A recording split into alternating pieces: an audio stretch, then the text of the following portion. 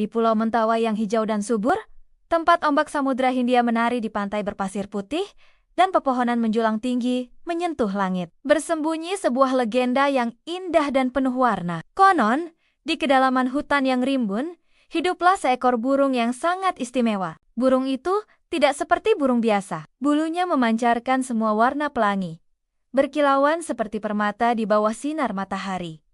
Orang-orang Mentawai menyebutnya burung bahagia. Burung bahagia ini sangat ajaib. Ia tidak pernah bisa ditangkap.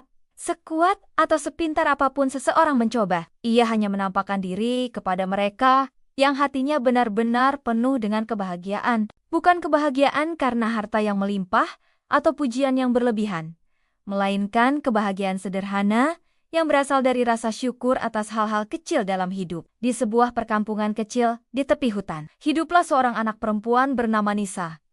Nisa adalah anak yang baik hati dan ceria. Meskipun keluarganya tidak kaya, Nisa selalu menemukan alasan untuk tersenyum.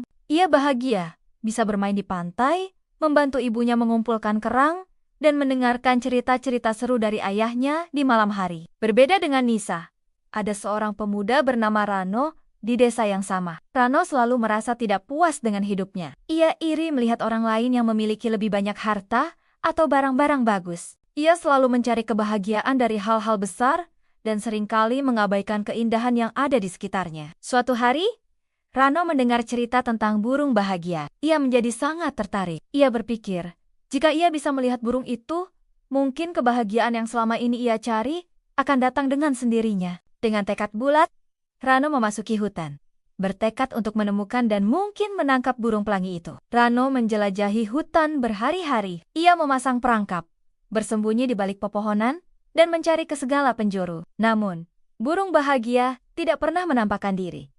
Rano semakin frustrasi dan marah. Ia menyalahkan hutan, menyalahkan burung itu, dan menyalahkan nasibnya yang malang. Sementara itu, Nisa setiap pagi selalu berjalan-jalan di tepi hutan, menikmati kicauan burung-burung biasa, menghirup udara segar, dan mengagumi warna-warni bunga liar. Ia merasa bahagia hanya dengan merasakan kehangatan matahari di kulitnya dan mendengar suara ombak yang tenang. Suatu pagi, saat Nisa sedang duduk di bawah pohon rindang, sambil tersenyum menikmati keindahan sekitarnya, tiba-tiba ia melihat kilauan warna di antara dedaunan. Sekejap, seekor burung yang sangat indah dengan bulu berwarna pelangi hinggap di dahan tidak jauh darinya.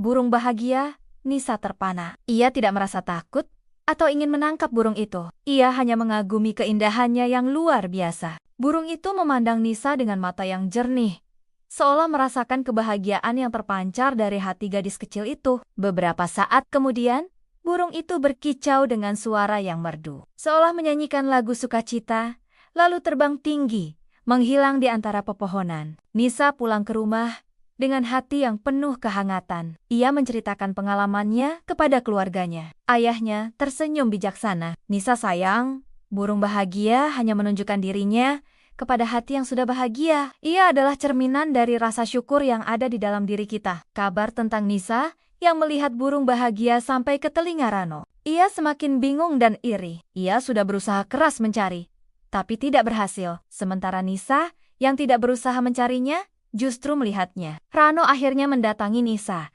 dan bertanya dengan nada penasaran sekaligus sedikit kesal. Nisa, bagaimana bisa kamu melihat burung bahagia? Apa rahasianya? Nisa menjawab dengan polos.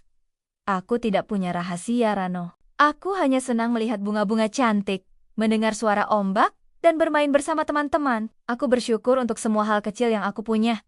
Rano terdiam. Ia mulai menyadari, kebahagiaan sejati tidak datang dari mencari sesuatu yang jauh atau mewah. Kebahagiaan sudah ada di dekatnya, dalam hal-hal sederhana yang selama ini ia abaikan. Ia mulai mencoba untuk lebih memperhatikan keindahan alam Mentawai, menghargai persahabatan, dan bersyukur untuk setiap hari yang ia jalani. Meskipun Rano tidak pernah melihat burung bahagia secara langsung, ia mulai merasakan kehangatan dan kedamaian di hatinya. Ia mengerti, burung bahagia adalah pengingat bahwa kebahagiaan sejati bersemayam di dalam hati yang penuh rasa syukur. Dan seperti burung bahagia yang membuat siapapun tersenyum, rasa syukur dan kebahagiaan dari hal-hal kecil akan membuat hidup kita dan orang-orang di sekitar kita menjadi lebih indah dan berwarna. Terima kasih telah menonton video channel Amih Arai. Semoga bermanfaat ya adik-adik. Jangan lupa berbakti kepada kedua orang tua ya.